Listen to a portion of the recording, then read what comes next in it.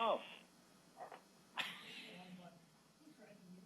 All right, we'll give Keith a second to get logged. How many people were actually there? Just 2 people? Just 2. No, me, Renee, and Sean, and Keith were here. We were all here. Oh, I mean physically in the building.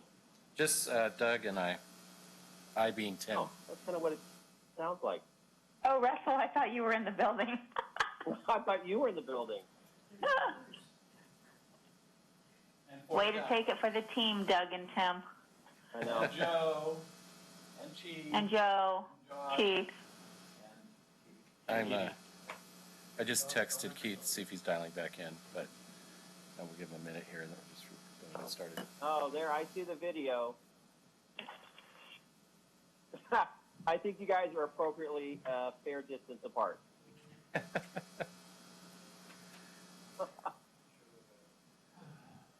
I'm waving back at you, Doug.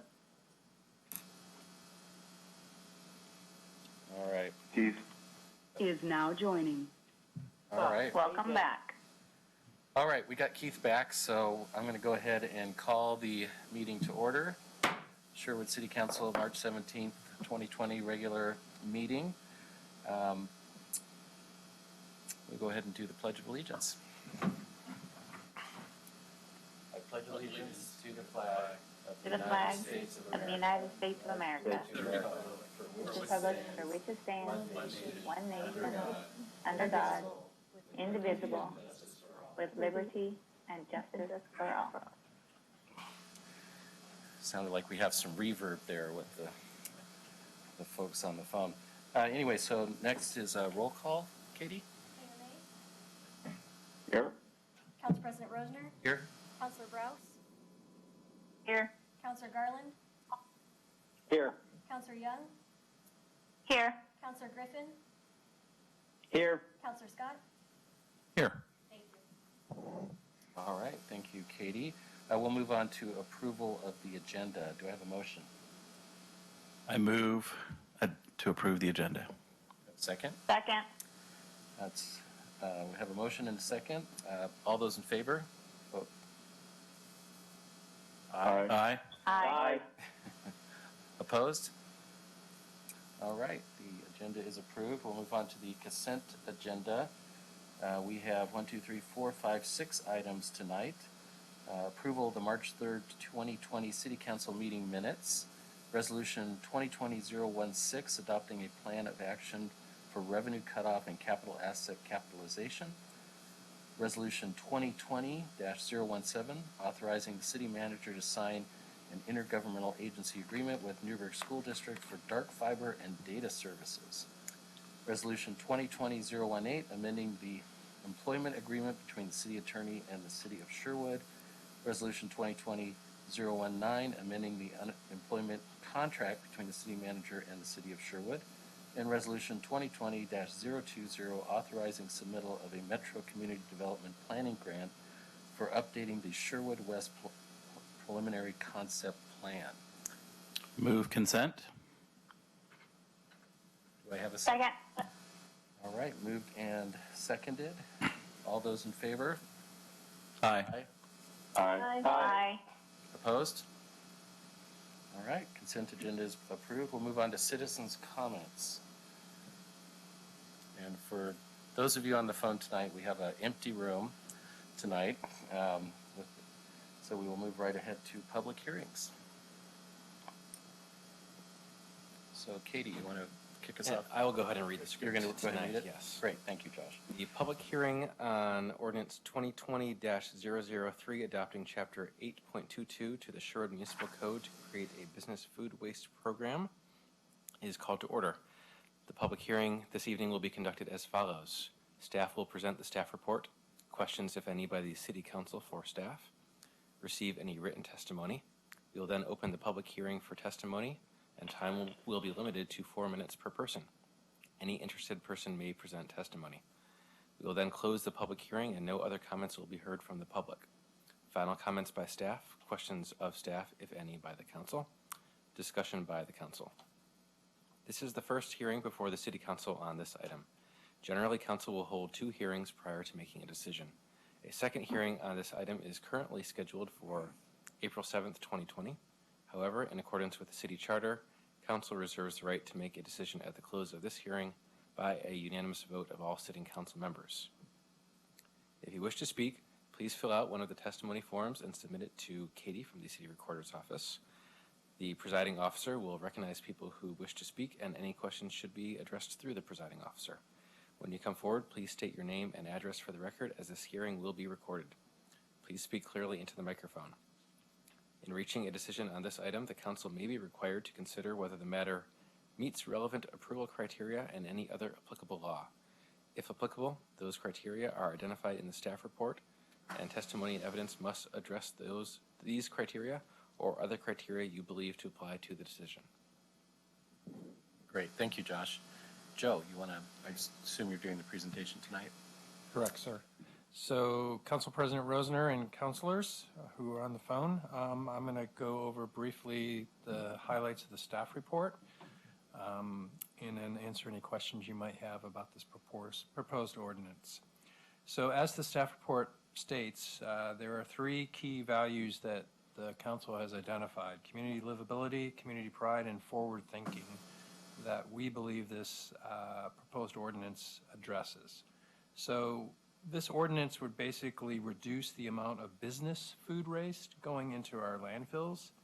It would create a business food waste program in the city and help effectively handle food waste in the future. As described in the proposed ordinances, businesses subject to the program would source, separate, and recover food waste from other solid waste. It would apply to only businesses that generate 250 pounds of food waste or more per week, and it would be phased in over time based on the volume of that food waste. The proposed ordinance does authorize the ability of the city manager, or in this case his designee, to grant temporary compliance waivers in certain circumstances. So that's important. When we have been working with Pride, there may be situations where a bending of the rules may be necessary, and they specifically requested that we include that language. As the staff report mentions, a number of existing businesses already voluntarily participate in a program that our hauler Pride already offers, and Pride is currently expanding its transfer station in Sherwood to accept commercial food scraps as well as residential yard debris mixed with food scraps from not only Sherwood but other cities in the region.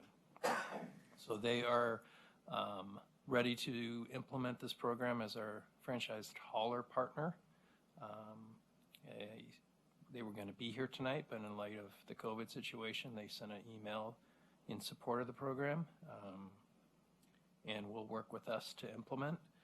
There is an attachment to the staff report that basically identifies the businesses and the timelines in terms of when they would have to come into compliance. The first timeline is not till March 31st, 2021. And based on information from Pride and our Washington County Co-op business program, there are 6 businesses in town that would be affected by this program. By phase 1, yes. And then the others would be phase 2. Businesses would be September 30th, 2022. And then the third group would be September 30th, 2023. And if you look at the list, most of those are restaurants. Schools would be impacted in phase 3 because of the amount of food waste they generate. And that is a quick summary of the proposed ordinance. We have been working namely with the city of Hillsborough, who's developing a similar program. We've been working together. Our proposed ordinance is fairly similar to the Hillsborough ordinance. They are a little bit ahead of us to doing a second reading on their ordinance tonight. So that's the basics. Happy to answer any questions that you might have. Josh actually wrote the ordinance. So if you have specific language questions, I think he might be able to answer them more than myself. Great, thank you, Joe. I had a question. Yes. Who notifies these businesses of this requirement? Is it us? Is it Pride? Is it Metro? If you were to adopt How does businesses get notified? If you were to adopt this ordinance, we are a participant with the county co-op. They would basically notify, they work with our local businesses. Pride would work with them as well to provide that notification. Okay. What's the significance of the two businesses that are highlighted? Those two businesses are already participating in the voluntary program. Okay, thank you. And there are three other Joe, businesses this is Sean. Hold that for 2 seconds, Yep. Counselor. There are three other businesses in Sherwood that don't generate the minimum amount that already participate in this as well. I believe one of those is actually Fat Milo's and maybe Clancy's, just as examples of businesses that are already doing this. Counselor I think Garland, you had a question? I'm sorry. Yeah, just quickly, if a new business were to come into town and say they were within 500 pounds, or they're doing 500 pounds a week, they would just automatically be put into group 2 then? Is that how it works? Correct. Okay. And they would work And primarily if any of with these our were to hauler in terms of their Yep. tonnage, and Pride would be the primary contact to help them implement the program. Okay. Makes sense. Thanks. Joe, how do they determine the amount of the pounds per week that the businesses are generating? This information came from Pride in the county. I don't know exactly how they determine. It is an estimate, is what I was told by Kristen Leichner. Kristen, if she would have been here tonight, probably would have been able to answer that more specifically. But I can find out before your second reading if you'd like a little bit more. If they're just estimating, we might have a possibility a business could challenge it. So Yep. having that at hand, I think, is important. Great. Any other questions from council? Hey, Joe, it's Keith. Yes, Mayor. Two things. First, it is an ordinance. It's a living document. If in the future we realize that it needs to change, council can, or staff can initiate that process to consider a change.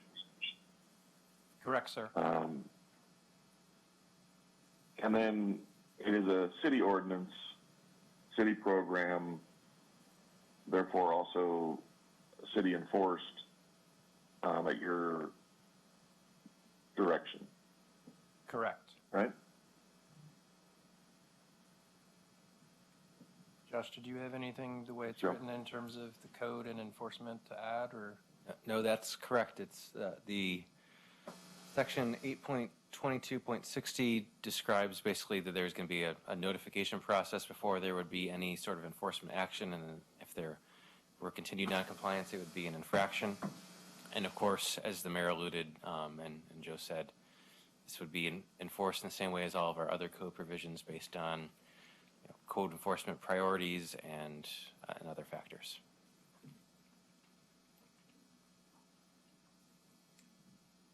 All right. Any other questions? yeah, I guess to piggyback on the mayor's comment, I mean, is this meant to be an all-inclusive list? It's listed as list of potential impacted businesses. So let's say somebody moves into the current Burger King building. Do we have to update this every time there's an ownership change or a business name change? So I just want to clarify, the list is not part of the ordinance. Correct. The list is just an Okay. exhibit to kind of illustrate for council general idea of what businesses would be impacted and in what categories, but these are not fixed numbers. If a business is in the wrong category, we don't have to change anything. If there's a new business, we don't have to change anything. This is just kind of an illustration Okay. of our estimate at this snapshot in time. We felt that if we didn't provide some sense of who would be impacted, you'd have those questions. So I requested the information from Pride Disposal, and this is what they provided. Yeah, it's good context. Hey, everybody, this is Russell. Go ahead, Russell. So I just wanted to comment that I was thinking about all of these questions that you guys all asked, and I noted in 8.22.050 that covered businesses can apply for a 12-month temporary waiver at the city manager's discretion, so that can be renewed or not renewed. It gives us, site visits if we need to. So it seems like it's pretty flexible. It's pretty flexible code. You know, if something changes in the business, or they, you know, I'm not sure exactly what would institute a change at a restaurant, but at least that gives them a chance to, in writing, request from the city manager some kind of a waiver. So I think we tried to craft it as flexible as possible to work with our businesses. Joe, I understand that I believe Hillsborough has asked Metro for an extension on this program. Yes, and actually I believe Metro, because a number of cities have adopted Metro's kind of mandatory ordinance. In phase one, the phase one group got a 6-month extension, but I think we're beyond that. Is that correct, Josh, in what our ordinance is saying? Right, the dates in our ordinance are already far enough out. They're later than what the extended deadline is that Metro just announced. So we don't, from my perspective, there's no need for us to change the deadlines in our ordinance. Gotcha. All right. And I believe we received testimony from Dirksen today. Is that correct? Yeah, late this afternoon, Metro Councilor Dirksen, who was planning on being here tonight, submitted a letter to the council related to this. So, Do you want to characterize the? My sense from reading the letter is, you know, he was supportive of the program. It appeared to comply with, for lack of a better term, be consistent with what Metro is wanting cities to do, and that we are not an outlier. And there was some other language in there that talks about the $500,000 grant that Metro just gave to Pride to expand their facility and things like that. But there was nothing in the letter that I saw that was problematic. Yeah, I read it the same way. So, yeah. Thank you. All right. Any other questions from council for Joe or Josh? Well, we have no comments, I believe. There's no one in the room. No one wants to testify in this. So with Joe, it looks like you have a question. I was just going to remind, this is the first reading. Our intent that this would be back on your next meeting agenda for action. Right. Great. Well, with that, if there's no more questions, we have no public testimony. I'll go ahead and close the hearing at this point. All right. And we are off to city manager report. So, Council President Rosner, do you want to maybe start and I can fill in some of the blanks? Because obviously with what's going on in our community and state and country and world, you and I talked a little bit. So maybe if you can start and I can fill in any gaps that councilors have. Yeah, and feel free to correct me if I get any of this wrong. It's important that we're accurate on this stuff as we move forward. But for those of you that are listening or watching out on YouTube, we did want to talk about the coronavirus epidemic that we're dealing with right now.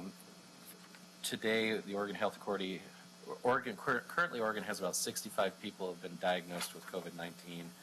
The Oregon Health Authority announced 18 new cases in Oregon today as of 10:30 a.m.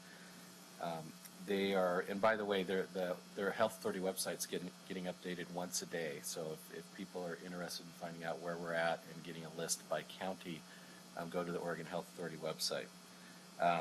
Of those 18, 7 new cases in Washington County. So we have seen a little bit of a spike in Washington County. The rest are spread out between Lynn County, Clackamas County, Marion, and Multnomah County, where the other cases were identified. The laboratory capacity has expanded in Oregon. Test results are coming in electronically to providers, counties, and the OHA throughout the day. Some counties may release data sooner than reported by the Oregon Health Authority website because just they're getting the data sooner. But if you want the exact numbers, what's going on, again, I encourage you to go to the OHA website. But let's talk a little bit about what Sherwood's doing in response to this. Sherwood was the first county or first city in Washington County to declare a local emergency and activate its emergency operations center in response to COVID-19. We did that on March 12th. We did that out of an abundance of caution, and it also gives us access to programs and dollars at the county and I believe the state level, if I'm correct, ultimately Joe. federal level. And ultimately federal to react this. It wasn't done because we had specific knowledge of any cases in Sherwood. It was really done just to get ahead of this as opposed to behind the eight ball. Some additional things that have been going on, that we're reducing various programs and activities in the city and related to our offices since Governor Brown's original executive order last week. In response to yesterday's directive, the city announced late this afternoon that all city facilities will be closed to the public as of noon tomorrow. City facilities, including the closure, include the City Hall, the Library, Center for the Arts, Senior Center, Police Station, Public Works Facility, and the Sherwood YMCA will be closed. Now, when we say they're closed, we're still operating. That just means they're closed to the public at this point. So our Public Works people are still working, our police department's still working. We have key staff that is coming in and manning our operations center and dealing with this crisis as we move forward. And we're also, Joe, I believe we're allowing staff to work from home where it's appropriate as well. Exactly. Yeah. So this extraordinary action is being taken to balance the city's prioritization of health and well-being of its city employees and the community at large during this current health emergency. Central City Services will continue uninterrupted, as I said before. The senior center, that particular center does serve quite a few seniors in our town, and they depend on it for lunch, and lunch became a very popular event at the senior center with the staff over there and with our customers, our seniors. With the closure of that center, it was important that we get a program ramped up, and we're actually delivering meals to seniors. We have volunteers that are helping us with that. And let me make sure I get these numbers right. We had, as of yesterday, we had 9 seniors have signed up for it, and that increased to 18 today. So that continues to ramp up. And if I remember correctly, we have plenty of volunteers in terms of people delivering the meals at this point. At this point, we have plenty of volunteers. That could change the longer this goes on, and if the numbers increase. And we're planning for those scenarios, but at this point, we have more volunteers willing to help than the need at this. Which is amazing. I mean, our community overall has been amazing, their response to this. And Dominic is doing our chef is, besides preparing meals for lunch, he's preparing frozen meals.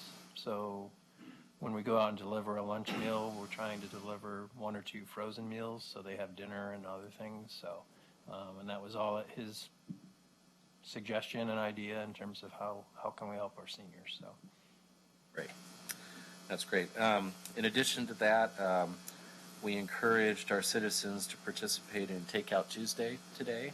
And as far as I'm concerned, it could be, Takeout Wednesday, Takeout Thursday, Takeout Tuesday Friday. every day for the foreseeable future. So a lot of our businesses in town are getting hit pretty hard by this, and they're all jumping through a lot of hoops and are providing takeout food for their customers. Take advantage of it. You can call ahead, drive by one of these businesses and get a meal and support our businesses. Once we get through this, it's those businesses that hire a lot of the people that work in our town, and we want to make sure they're viable once we get through this so people can go back to work.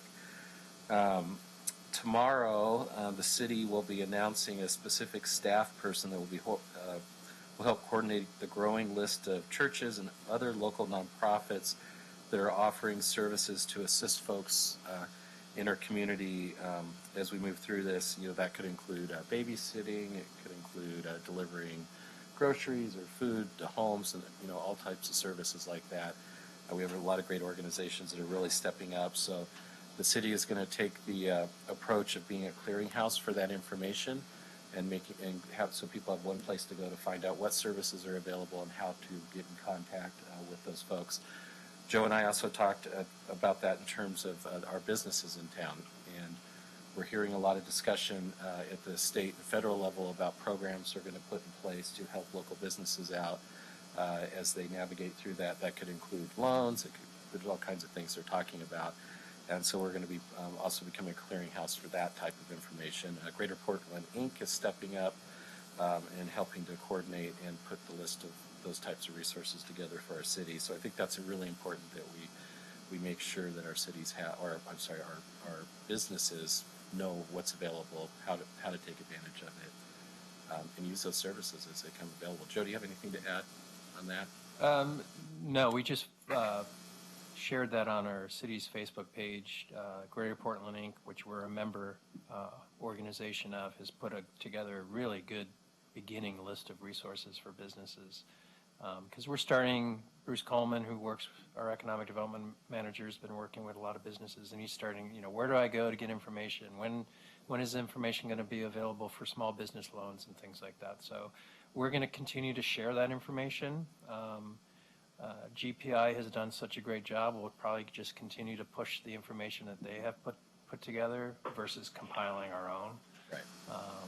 I have been very amazed just in 24 hours how our local business community has been very innovative and creative and responsive and starting to do things differently. And there's numerous examples that I've seen just within almost about 24 hours from the governor saying we're no longer going to allow dining in, but we'll have takeout or delivery, and businesses are responding in a very creative way, which is great.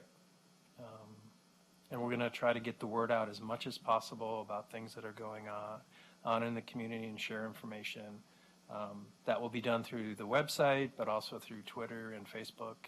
You'll probably see an uptick of communication things. We may be guilty of oversharing, but we want to get information out to everybody in the community about the various resources and what's going on in the community. So, great. Thank you, Joe. And I guess I'll add kind of one more thought on all of this. And I know everyone's hearing a lot of this in the news, but it's just incredibly important that we pay attention to these guidelines about social distancing and avoiding large groups, especially to protect our senior and more vulnerable folks in our community. But it takes all of us to do that, and that includes those of us that are young. I'm going to call myself young tonight. Nobody takes offense to that.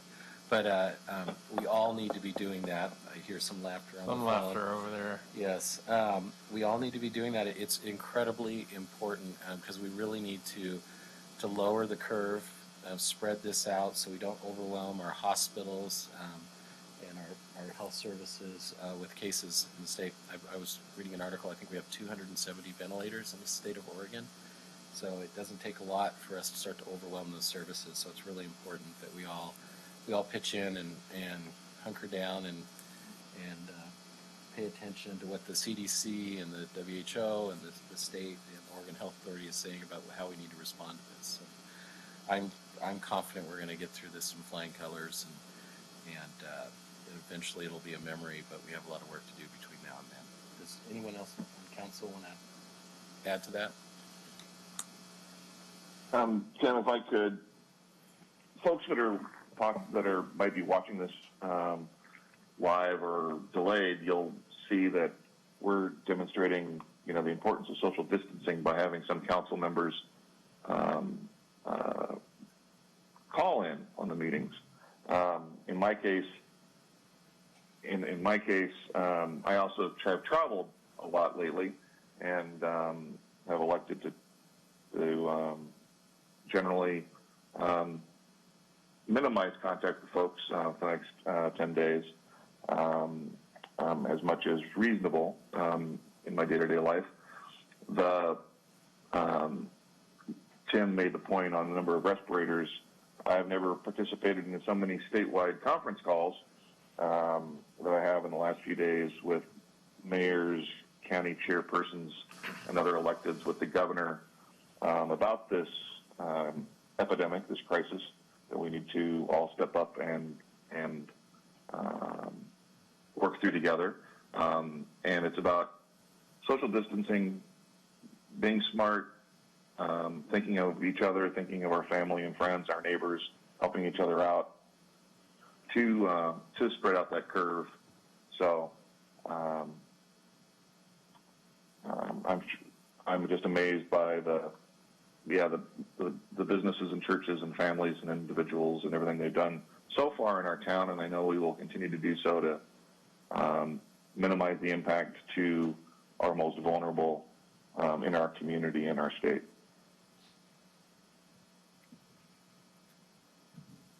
Thank you, Mr. Mayor. Anybody else from council? Doug? So I mean, obviously, just to echo what everyone said, I think, we're several days into kind of more drastic measures and getting more drastic by the day, it feels like sometimes. And I think for a lot of people, this doesn't feel real. This doesn't feel like this really happening. Or, it's not that serious. And it's easy to feel that way. I mean, there's 65 cases in Oregon, which doesn't sound like a lot, but is 18 new today, which means yesterday we were at 40 something. I mean, there was 9 new the day before, so it's growing exponentially.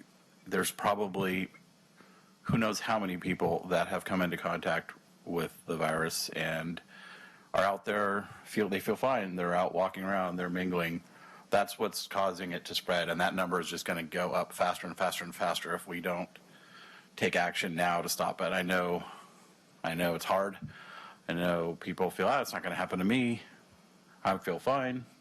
You might feel fine, but you might be carrying the virus. It takes a long time, 14 days or more. I think it can incubate, they're saying.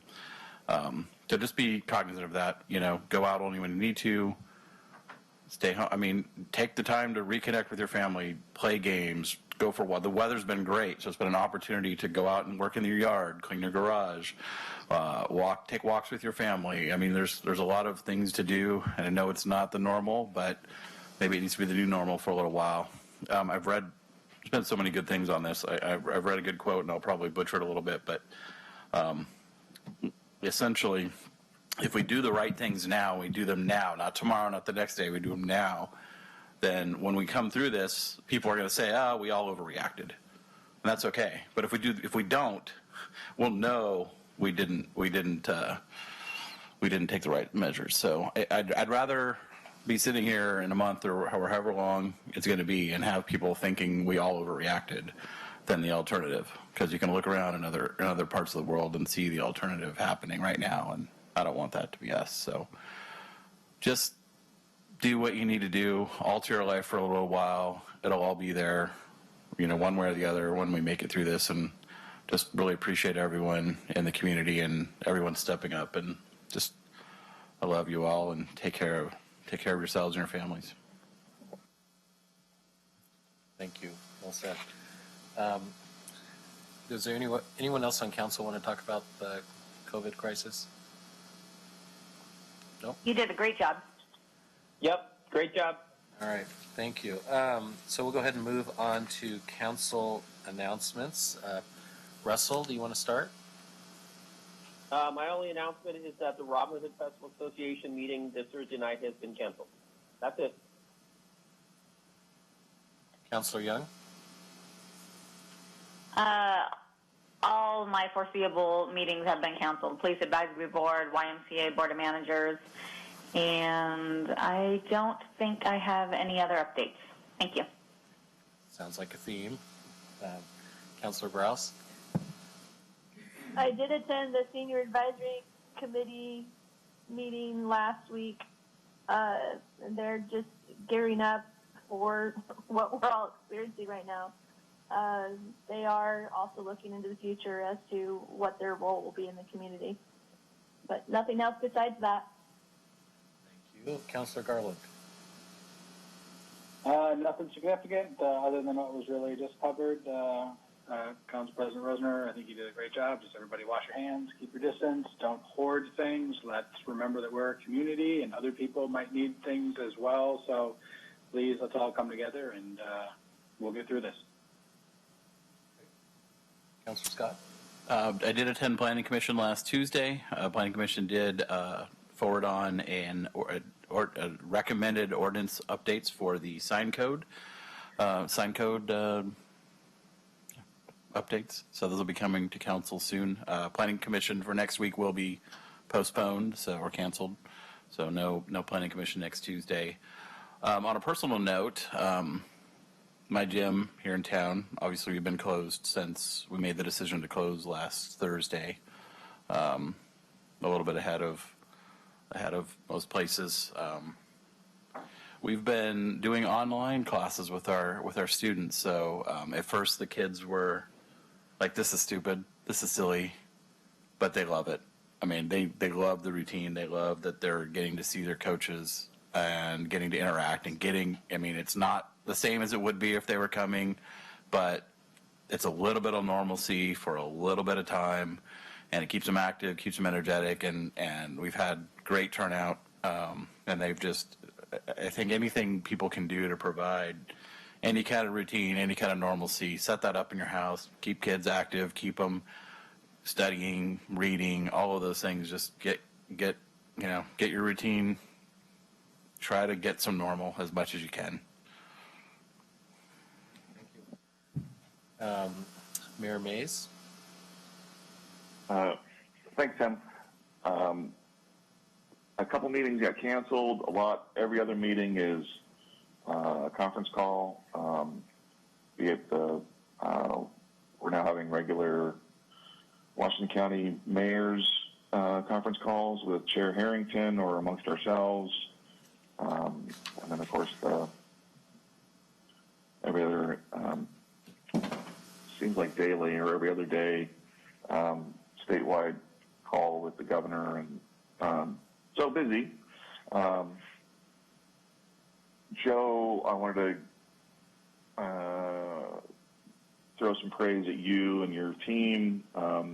In our almost daily check-ins, I was very impressed with your idea to declare the emergency towards the end of last week, with the reasons why. It was smart, it was forward-thinking, and the right thing to do. So great job. And I know it was just for 2 weeks, and we'll be able to extend it, and gives us certainly some opportunities to have the flexibility that we need to address things around this epidemic. So thanks, Joe.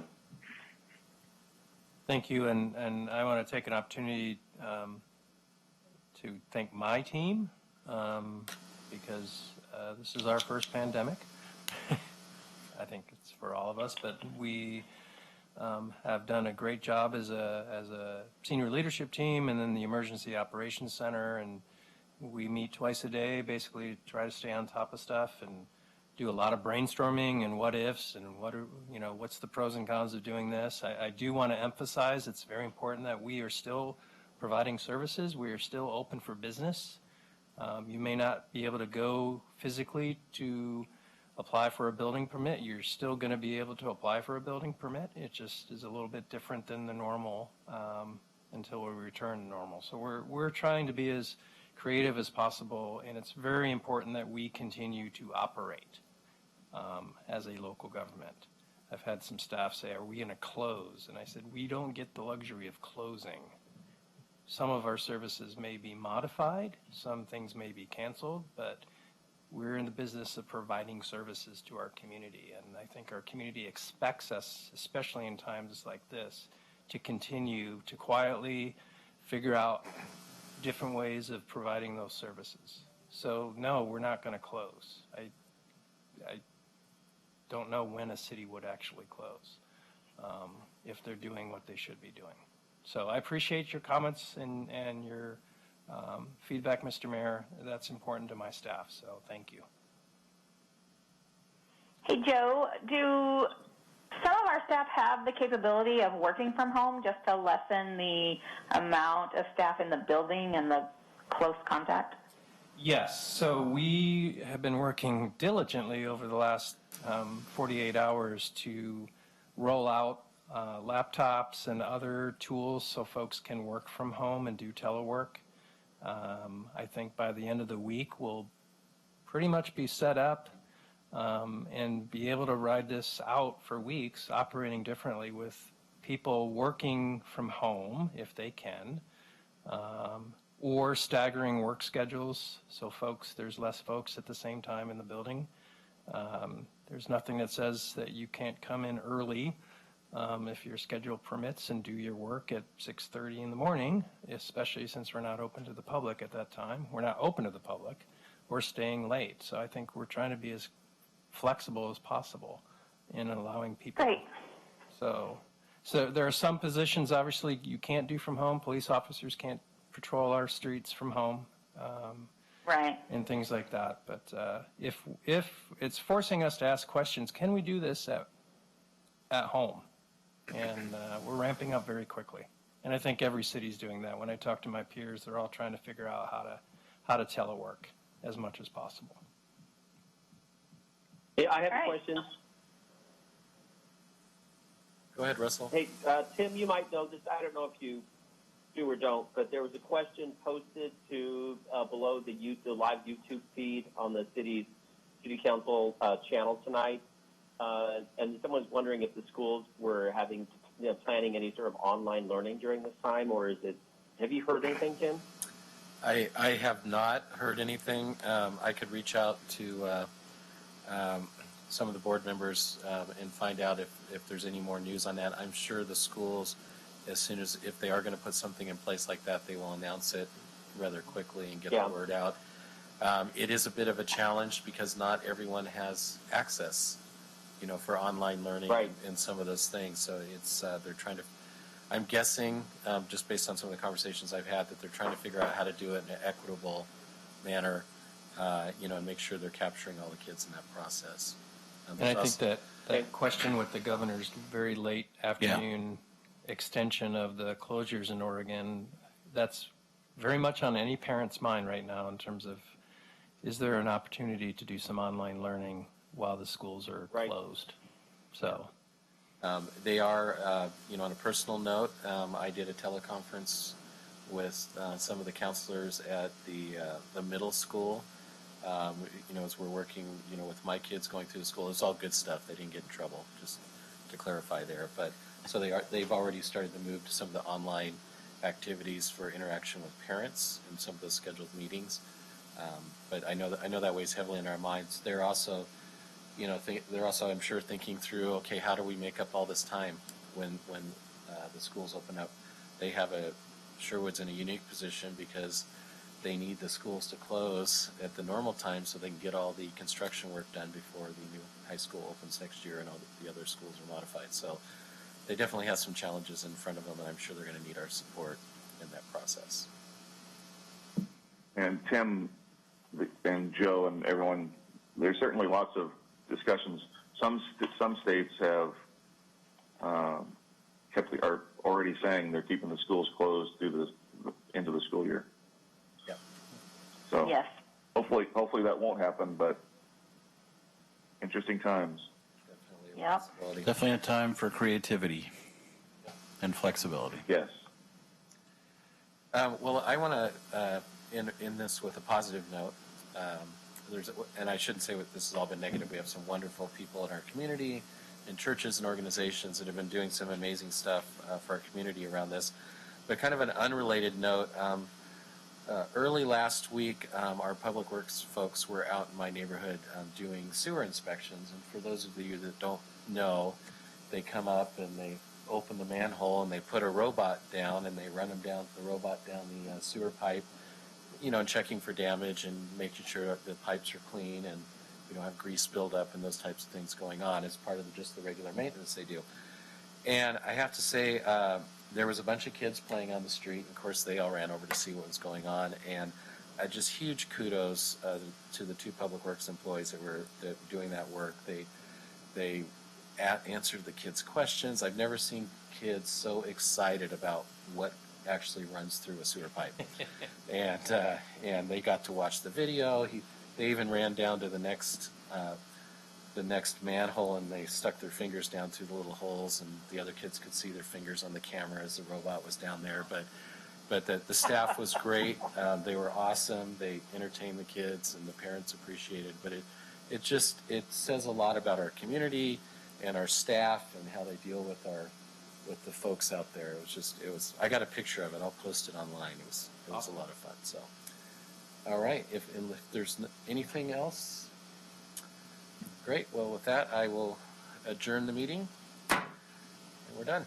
Good night. Thanks, Good night. everybody. Bye. Everybody.